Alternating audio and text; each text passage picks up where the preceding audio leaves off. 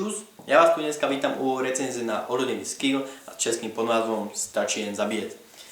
Táto manga bola inšpirovaná novelou z roku 2004, takisto ako ňou bol inšpirovaný aj film s Tomom Cruiseom Edge of Tomorrow. V roku 2014 vyšiel tento film a takisto vyšla aj táto manga. U nás sa na poličky v českom preklade dostáva o niečo neskôr, ale to by sme boli frajery, kebyže skore, čo? O niečo neskôr sa u nás dostáva, každopádne sú to iba proste 2 roky, takže sme stále win-win, sme na tom veľmi dobré. A takisto sme na tom veľmi dobre, pretože zatiaľ čo v zahraničí tento zväzok vyšiel ako 2 zväzky, u nás tu vyšiel ako jeden celistý book a môžeme byť proste radi krvákom nakladateľstvu Koreo, že to spojili, pretože vypočuli názory čitateľov, ktorí by to chceli takto a hlavne vďaka svižnému tempu a deju tohto by bolo strašné utrpenie pre nás ako čitateľov prečítať si jeden zväzok a o pol roka, až by vyšiel druhý, si prečítať ten druhý, pretože túto knižku odloží ťažké, keď dočítate. Čo sa týka vydania českého, tak okrem toho, že to vyšlo u nás ako celistý book, tak sa im podaril aj lettering veľmi dobre spraviť.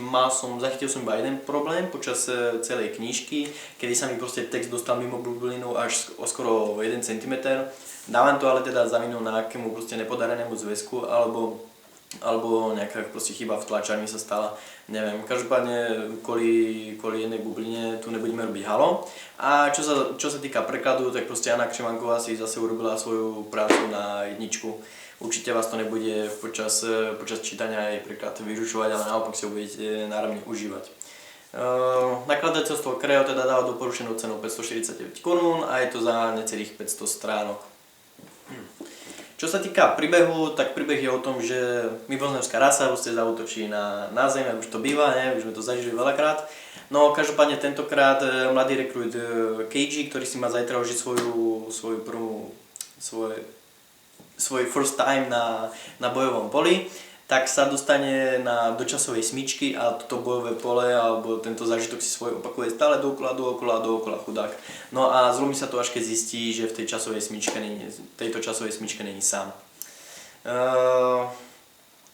Tento príbeh hlavne si vyžný vďaka skvelému tempu, pretože hneď od prvej stránky ste nahodení do niečoho, kde máte hneď nejakú otázku, vôbec neviete, čo sa deje.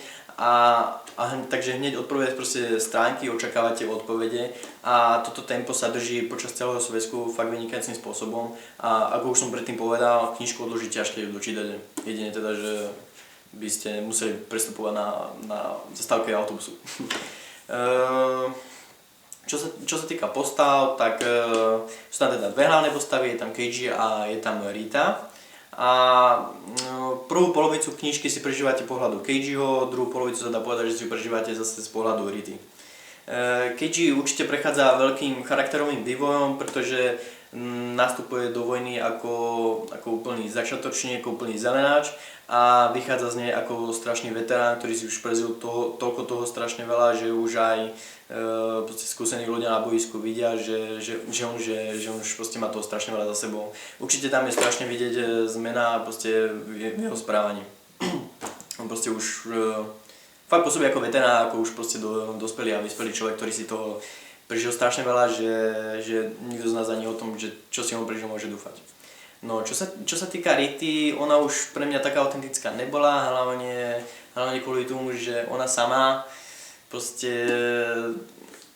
kapitola, ktorá bude venovaná hlavne o nej, tak zistíte v nej, že sa rozhodla že to, čo sa stane na boisku, sa na boisku stane a nejde to už zmeniť a aj keby sa zmenilo to, tak sa zase stane niečo iné negatívne a sa rozhodla, že všetkých ľudí za sebou opustí a tak bude na tom boisku sama za seba. No ale potom zistí, že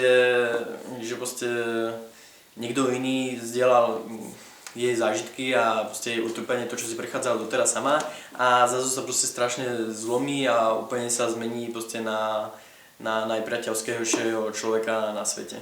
Takže to mi tam tak trošku haprovalo u nej. Ale inak je napísaná veľmi dobre a je určite napísaná zaujímavo. No, čo sa týka humoru, tak príbeh sa uberá strašne takým vážnym tempom, je to akčnárna, je to celkom aj dráma, hlavne z pohľadu tých postav. No takže na humor tam nebolo moc miesto, zaregistroval som tak jednu scénku v kuchyni, ktorá proste sa snažila trošku odľahčiť tú atmosféru alebo ten stav pred tým zajtrašným bojom. Každopádne ani to nebolo moc vtipné a akože vôbec mi to nevadí, ten humor mi tu vôbec nechýbal, proste som si užíval tú jazdu strašnú. Takže toľko k tomu. No a čo sa týka kresby, tak proste na kresbe pracuje Obata, ktorého môžete spoznať aj z Issue 21, alebo u nás napríklad vyšiel od neho teda, čo kreslil Dead Note. A proste Obata je proste to je frajer, hej.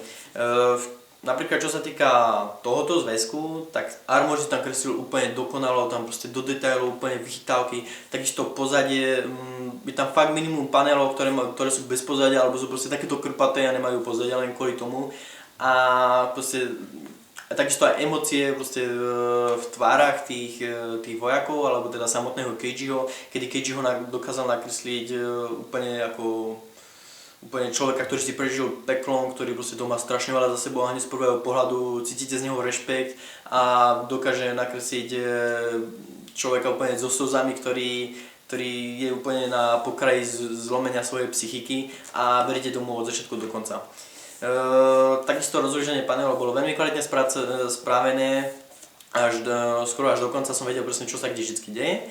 Až na to, že v tých posledných kapitolách, už keď sa boisko presunulo niekam inám, než bolo predtým, tak som sa začal strácať v tých priestorových dejoch, čo sa kde deje, kto s kým a tak. Už to neviem, čím to bolo spôsobené, možno toho, že tam už to bolo tak strašne veľa prešperkované tými detailami, alebo proste, že som to boisko vôbec akože ani trošku nepoznal. Som sa proste začal v tom strašne strácať a nevedel som, čo sa tam, kde sa, čo sa, toto, tamto, hento, tamto.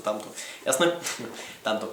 No, takže akože celkovo by som proste tomu napalil aj desinu, ale kvôli tomu, že ten záver už pre mňa začal haprovať, začal som sa v tom strácať a takisto aj kvôli tomu, že pre mňa Rita nebola úplne autentická tým, jak sa zlomila a proste jak sa zmenila zrazu na niekto, kto všetkých okolo opustil, zavrhol všetkých ľudí a zmenil sa na niekoho, kto proste je v láske a je zamilovaný a proste neprišlo mi to autentické a je to škoda, takže moje záverečné hodnotenie je 9,5 z 10, ale určite odporúčam toto proste si každému prečítať, pretože mám za to, že to je asi to najlepšie, čo u nás vyšlo a hlavne toho titulu sa nemusíte báť odporúčať dať čítať aj niekomu inému, pretože je to proste pecka parádna, ktorú si neskutočne myslím, že užije každý. Takže za nás a za Amazon určite odporúčanie, choďte do toho, užite si to, kúpte si to, podporte českého vydavateľa a hlavne si to užite. Čaute.